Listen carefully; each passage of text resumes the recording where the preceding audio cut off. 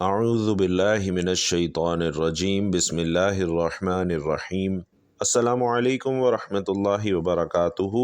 بھائیوں اور بہنوں، آج ایک بابرکت کراماتی تسبیح آپ کو اس معلوماتی ویڈیو میں شیئر کرنے جا رہا ہوں کہ نماز فجر کے بعد اس تسبیح کو پڑھنے سے 100 سال کی عبادت کا ثواب ملتا ہے اور پچھلے 100 سال کے گناہ معاف ہو جاتے ہیں۔ صرف یہی نہیں بلکہ فجر کے بعد یہ تسبیح پڑھنے والے کی ہر دعا بھی قبول ہونا شروع ہو جاتی ہے، اس کی ہر حاجات غیب سے پوری ہونا شروع ہو جاتی ہیں۔ تو ناظرین، انتہائی بابرکت اور کراماتی تسبیح ہے، فجر کے بعد پڑھنی ہے اور انشاءاللہ اس تسبیح کی کرامات دیکھنی ہے۔ نواز بن سمعان رضی اللہ تعالی عنہ کہتے ہیں کہ میں نے رسول علیہ السلام سے نیکی اور گناہ کے متعلق سوال کیا تو آپ صلی اللہ علیہ وسلم نے فرمایا کہ نیکی عادت کا اچھا ہونا ہے اور گناہ وہ ہے جو تیرے سینے میں کھٹکے اور تو اس بات کو ناپسند جانے کہ لوگ اس پر اطلاع پائیں۔ حسن خلق سے مراد عام طور پر لیا جاتا ہے کہ لوگوں سے اچھا برتاؤ کیا جائے اور کھلے چہرے اور میٹھی زبان کے ساتھ اس سے ملاقات کی جائے،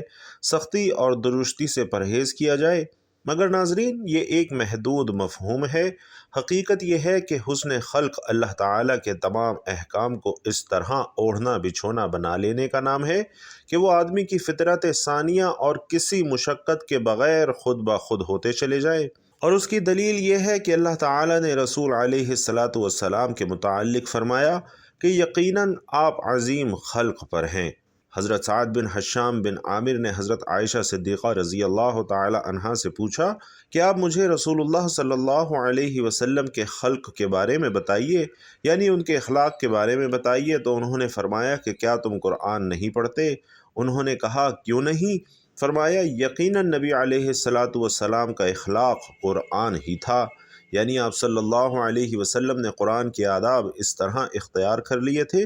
کہ اس کے احکام پر عمل اور اس کے نواہی سے اجتناب اس طرح تھا کہ قرآن کی ہر بات آپ کی طبعی عادت بن گئی تھی۔ حسن خلق کے اس مفہوم میں ارکان اسلام، حقوق اللہ، حقوق العباد، صبر و شکر، وفائے عہد، صدق و امانت، صدقہ، جہاد، احسان، الغرض سبھی کچھ شامل تھا۔ رسول علیہ السلام نے گناہ کی 2 علامات بیان فرمائی ہیں۔ پہلی یہ کہ وہ انسان کے سینے میں کھٹکتا ہے اور آدمی کو اس پر تسلی نہیں ہوتی۔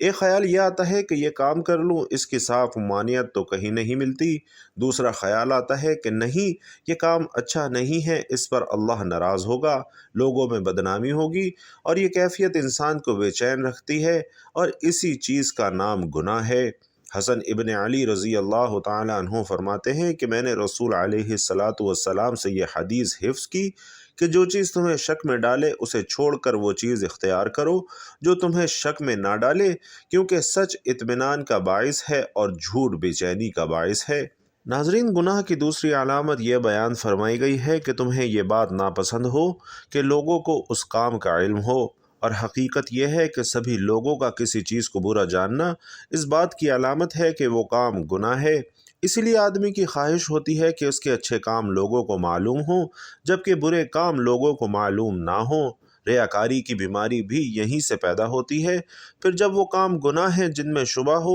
جن کے جائز اور ناجائز ہونے میں واضح حکم موجود نہ ہو اور جن کے متعلق دل میں کھٹکا ہو، تو جو کام صاف الفاظ میں منع کیے گئے ہیں ان کے گناہ ہونے میں کیا شبہ ہے؟ اگر کسی کام کا حکم اللہ اور اس کے رسول صلی اللہ علیہ وسلم نے دیا ہو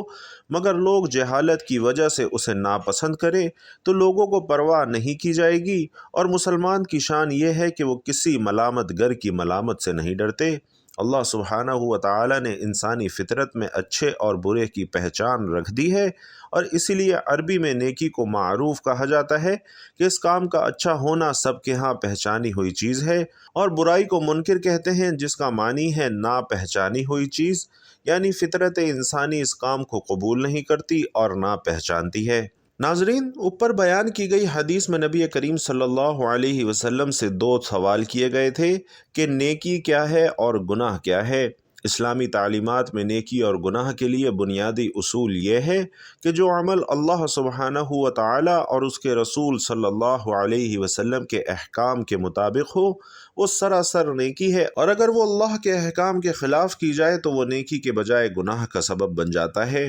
مثال کے طور پر نماز پڑھنا بہت بڑی عبادت ہے، لیکن سورج کے طلوع اور غروب ہوتے وقت نماز پڑھنا مکروہ ہے، لہٰذا مکروہ اوقات میں اگر کوئی شخص نماز پڑھتا ہے تو وہ گناہ گار ہوگا۔ اسی طرح روزہ رکھنا بہت بڑی عبادت ہے، لیکن عید کے دن چونکہ روزہ رکھنا ممنوع ہے، اس لیے اگر عید کے دن روزہ رکھا جائے تو وہ گناہ کا سبب ہوگا۔ یعنی ہر وہ کام جو اطاعت الہی اور اطاعت رسول صلی اللہ علیہ وسلم کے مطابق ہوگا وہی نیکی کا کام ہوگا۔ اسی طرح ہر وہ کام گناہ کا ہوگا جو کسی کو بتاتے یا دکھاتے ہوئے انسان کو شرم محسوس ہو۔ مثال کے طور پر اگر کوئی شخص کسی سے رشوت لے رہا ہو تو وہ یقیناً یہ نہیں چاہے گا کہ اس کام کے بارے میں لوگوں کو معلوم ہو، لہٰذا رشوت لیتے یا دیتے ہوئے آدمی چوری سے چھپ کر یہ کام کرے گا اور ادھر ادھر دھیان بھی رکھے گا کہ کہیں کوئی اسے دیکھ تو نہیں رہا۔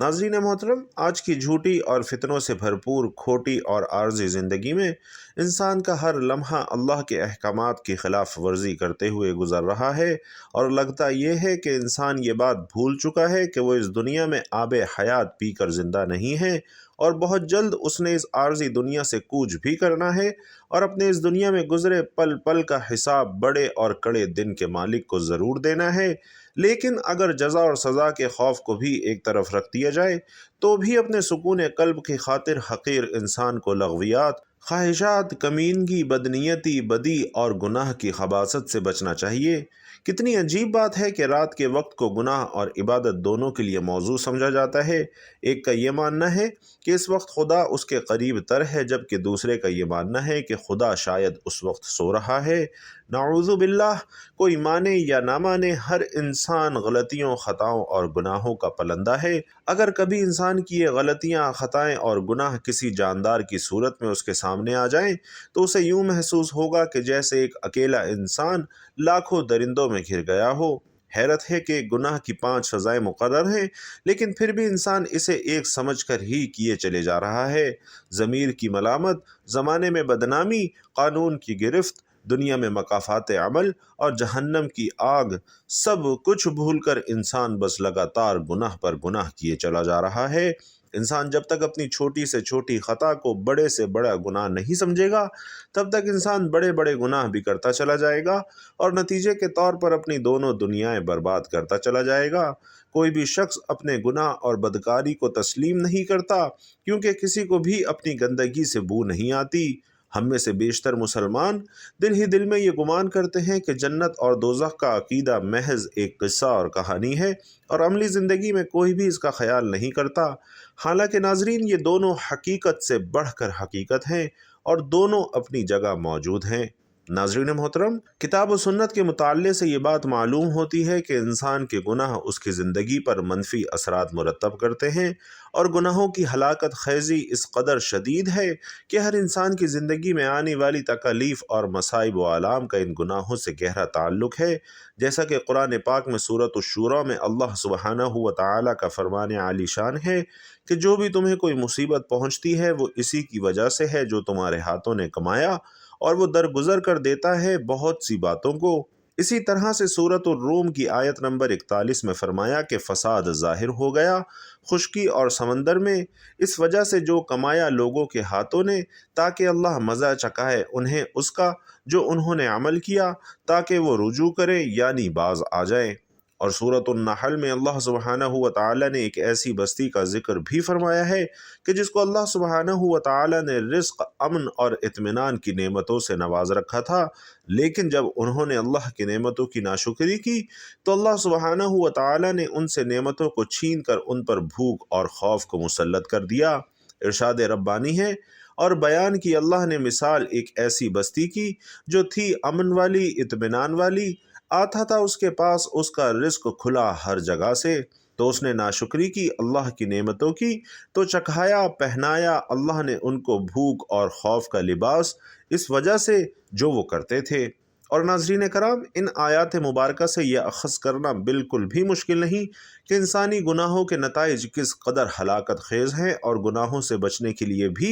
دین اسلام نے چند ایسے اعمال کی طرف رہنمائی کی ہے کہ جن کو بجا لانے سے انسان گناہوں کے اثرات سے محفوظ ہو سکتا ہے، اور ان میں سب سے اہم توبہ اور استغفار ہے کہ جب ایک انسان اللہ کی بارگاہ میں گڑ گڑا کر توبہ کرتا ہے تو اللہ سبحانہ و تعالی اس کی خطاؤں کو معاف فرما دیتے ہیں، خواہ وہ کتنی ہی بڑی خطائیں کیوں نہ ہوں۔ جیسا کہ اللہ سبحانہ و تعالی نے سورۃ الفرقان میں 3 بڑے گناہوں شرک، قتل اور زنا کا ذکر فرمایا اور ان کی ہلاکت خیزی یقینی ہے، لیکن جب ان گناہوں کے سرزد ہو جانے کے بعد بھی انسان توبہ کا طلبگار ہو کر اللہ کی بارگاہ میں آتا ہے تو اللہ سبحانہ و تعالی اس کی خطاؤں کو معاف فرما دیتے ہیں۔ اس حوالے سے سورۃ الفرقان میں ارشاد باری تعالی ہے، اور وہ لوگ جو نہیں پکارتے اللہ کے ساتھ کسی دوسرے معبود کو، اور نہ وہ قتل کرتے ہیں اس جان کو جسے اللہ نے حرام کیا مگر حق کے ساتھ، اور نہ وہ زنا کرتے ہیں، اور جو یہ کام کرے گا وہ ملے گا سخت گناہ کی سزا کو،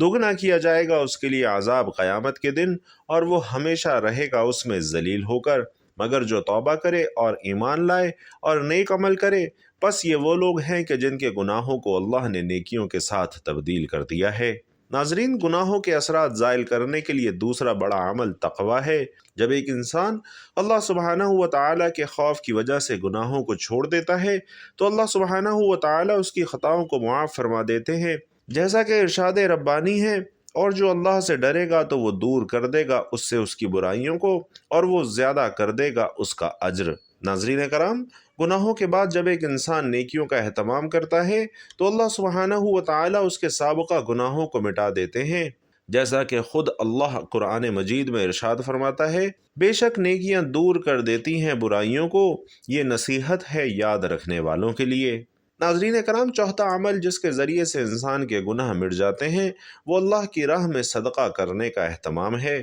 یعنی جو مال اللہ نے عطا کیا ہے اس میں سے صدقے کا اہتمام کرے تو اللہ سبحانہ و تعالیٰ اس کے گناہوں کو مٹا دیتے ہیں۔ ارشاد ربانی ہے، آپ جان لیجئے ان کے مالوں میں سے صدقہ، تاکہ آپ پاک کریں انہیں اور آپ تزکیہ کریں ان کا اس کے ذریعے، اور دعا فرمائیں ان کے حق میں، بے شک آپ کی دعا باعث سکون ہے ان کے لیے۔ تو محترم ناظرین، جان لیجئے کہ جو شخص صبح اور شام اس ایک تسبیح کا ورد کرتا ہے تو اللہ سبحانہ و تعالی اس تسبیح کی برکت سے اس کے گناہوں کو مٹا دیتے ہیں، اور وہ تسبیح ہے سبحان اللہ و بحمدہ سبحان اللہ العظیم۔ صحیح بخاری میں یہ حدیث موجود ہے کہ جو شخص دن میں 100 مرتبہ اس تسبیح کا ورد کرتا ہے تو اللہ تعالیٰ اس کے گناہوں کو مٹا دیتا ہے، خواہ وہ سمندر کی جھاگ کے برابر ہی کیوں نہ ہوں۔ اس کے علاوہ جو شخص نبی کریم صلی اللہ علیہ وسلم کی اتباع کرتا ہے، اللہ پاک اس کے گناہوں کو بھی مٹا دیتا ہے۔ ارشاد ربانی ہے،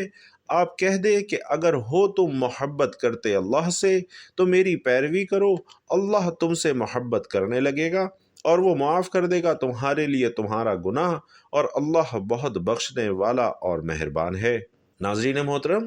جو شخص زندگی کے نشیب و فراز کے دوران ہمیشہ سچائی سے کام لیتا ہے تو اللہ سبحانہ و تعالیٰ اس کی خطاؤں کو معاف فرما دیتے ہیں۔ اللہ ارشاد فرماتا ہے، اے لوگو جو ایمان لائے ہو، اللہ سے ڈرو اور بالکل سیدھی بات کہو، وہ درست کر دے گا تمہارے لیے تمہارے اعمال، اور وہ بخش دے گا تمہارے لیے تمہارے گناہ، اور جو اطاعت کرے اللہ اور اس کے رسول کی تو یقیناً اس نے کامیابی حاصل کی، بہت بڑی کامیابی۔ تو ناظرین کرام، جو شخص اللہ کی رضا کی خاطر حج کرتا ہے تو اللہ تعالیٰ اس کی خطاؤں کو معاف فرما دیتے ہیں اور اس کو اس طرح سے پاک کر دیتے ہیں کہ جس طرح وہ آج ہی اپنی ماں کے پیٹ سے پیدا ہوا ہو۔ سنن نسائی اور ابن ماجہ میں سیدنا عمر فاروق رضی اللہ تعالی عنہ سے روایت ہے کہ نبی علیہ الصلاۃ والسلام نے فرمایا کہ یک کے بعد دیگرے حج اور عمرہ ادا کرتے رہو، کیونکہ ان کو پے در پہ ادا کرنے سے گناہ یوں ختم ہو جاتے ہیں جیسے بھٹی میل کچیل کو ختم کر دیتی ہے۔ ناظرین محترم، قرآن پاک پر یقین کامل اور مستحکم ایمان بھی انسان کی خطاؤں کو معاف کروانے کا سبب ہے۔ ارشاد ربانی ہے، اور وہ لوگ جو ایمان لائے اور انہوں نے نیک اعمال کیے، اور وہ ایمان لائے اس قرآن پاک پر جو نازل کیا گیا محمد صلی اللہ علیہ وسلم پر، اور وہی حق ہے ان کے رب کی طرف سے، اللہ نے دور کر دی ان سے ان کی برائیاں اور ان کے حال کی اصلاح کر دی۔ تو ناظرین کرام، آج کی معلوماتی ویڈیو میں چند ایسے اعمال پیش کیے جا رہے ہیں جو عمل میں انتہائی آسان لیکن اجر و ثواب میں بیش قیمتی ہیں۔ حضرت سعد بن ابی وقاص رضی اللہ تعالی عنہ سے روایت ہے کہ رسول اللہ صلی اللہ علیہ وسلم نے فرمایا، کیا تم میں سے کوئی اس بات سے عاجز ہے کہ وہ ایک دن اور ایک رات میں 1000 نیکیاں حاصل کر لے؟ صحابہ کرام نے عرض کیا، اے اللہ کے رسول صلی اللہ علیہ وسلم، یہ کیسے ممکن ہے؟ تو آپ صلی اللہ علیہ وسلم نے فرمایا کہ 100 مرتبہ سبحان اللہ کہے تو اس کے لیے 1000 نیکیاں لکھی جائیں گی یا اس کے 1000 گناہ معاف کر دیے جائیں گے۔ 100 مرتبہ سبحان اللہ کہنا یہ عمل آسان ہے اور کسی بھی وقت کسی بھی جگہ کیا جا سکتا ہے، اور روایات میں بیان کیا جاتا ہے کہ اس کا ورد کرنے سے 100 سال کے گناہوں کی معافی اور 1000 نیکیوں کا ثواب ملتا ہے۔ اس کے ساتھ ہی ساتھ استغفار کی کثرت کی بھی بہت زیادہ تلقین فرمائی گئی ہے۔ روزانہ یا کثرت سے استغفر اللہ کہنا بھی گناہوں کی معافی کا بہترین ذریعہ ہے۔ نبی کریم صلی اللہ علیہ وسلم نے فرمایا کہ میں بھی روزانہ 100 مرتبہ استغفار کرتا ہوں اور اس سے گناہوں کی بخشش ہوتی ہے، جبکہ رزق، مال و دولت، اولاد، کھیتی باڑی اور ہر طرح کی نعمتوں میں برکت یعنی اضافہ ہوتا ہے۔ یہ اعمال مختصر اور آسان ہیں، مگر ان کی فضیلت بہت زیادہ ہے اور یہ دل میں ایمان کی تازگی اور اللہ کی قربت پیدا کرتے ہیں۔ روزمرہ زندگی میں گناہوں کی معافی اور اللہ کا قرب حاصل کرنے کے لیے لا حول ولا قوت الا باللہ پڑھنے کی بھی بہت بڑی فضیلت بیان فرمائی گئی ہے۔ نبی کریم صلی اللہ علیہ وسلم نے فرمایا کہ یہ ذکر جنت کے خزانوں میں سے ہے۔ یہ کلمات روزانہ کثرت سے پڑھنا پریشانیوں سے نجات اور برکت کا ذریعہ ہے۔ سبحان اللہ و بحمدہ سبحان اللہ العظیم، یہ مختصر ذکر اللہ کی عظمت بیان کرنے والا ہے، جس کے بارے میں نبی کریم صلی اللہ علیہ وسلم نے فرمایا کہ 2 کلمے جو زبان پر ہلکے اور میزان میں بھاری ہیں، سبحان اللہ و بحمدہ سبحان اللہ العظیم، اسے 100 مرتبہ روز پڑھنے سے گناہوں کی بخشش ہوتی ہے، چاہے سمندر کی جھاگ کے برابر ہی گناہ کیوں نہ ہوں، اور جنت میں بلند مقام ملتا ہے۔ اسی طرح سورۃ الاخلاص، سورۃ الفلق اور سورۃ الناس، ان 3 سورتوں کو صبح اور شام 3 بار پڑھنا گناہوں کی بخشش اور حفاظت کا ذریعہ ہے۔ یہ صورتیں انسان کو برائیوں اور پریشانیوں سے محفوظ رکھتی ہیں، اور کلمہ استغفار پڑھنا بھی بہت بڑی فضیلت اور اجر و ثواب کا باعث ہے۔ استغفر اللہ ربی من کل ذنب واتوب الیہ، یہ کلمہ توبہ گناہوں کی بخشش اور دل کی پاکیزگی کا ذریعہ ہے۔ جیسے نبی کریم صلی اللہ علیہ وسلم نے فرمایا کہ جو شخص کثرت سے استغفار کرتا ہے، اللہ اس کے ہر غم کو خوشی سے بدل دیتا ہے اور ہر تنگی سے نکلنے کا راستہ بنا دیتا ہے۔ محترم ناظرین، سب سے اہم ذکر ان میں درود پاک ہے۔ نبی کریم صلی اللہ علیہ وسلم پر درود پڑھنے کی بھی بہت بڑی فضیلت بیان کی گئی ہے، اور روزانہ کم از کم 100 مرتبہ درود شریف پڑھنے سے گناہوں کی معافی، اللہ کی محبت اور دنیا اور آخرت کی فلاح ملتی ہے۔ اللہ تبارک و تعالی سے دعا ہے کہ نیکی کی بات کو سننے، سمجھنے اور اس پر عمل کرنے کی طاقت اور توفیق ہم سب کو مرحمت فرمائے۔ میرا سنانا اور آپ کا سننا اپنی بارگاہ میں قبول و منظور فرمائے، آمین یا رب العالمین۔ اور محترم ناظرین، آخر میں آپ سے درخواست ہے کہ اس معلوماتی ویڈیو کو اپنے دوست احباب کے ساتھ بھی ضرور شیئر کیجیے، اور ویڈیو پسند آئی ہو تو کمنٹ باکس میں ایک بار صدقے دل سے سبحان اللہ بھی ضرور لکھ دیجیے۔ السلام علیکم ورحمۃ اللہ وبرکاتہ۔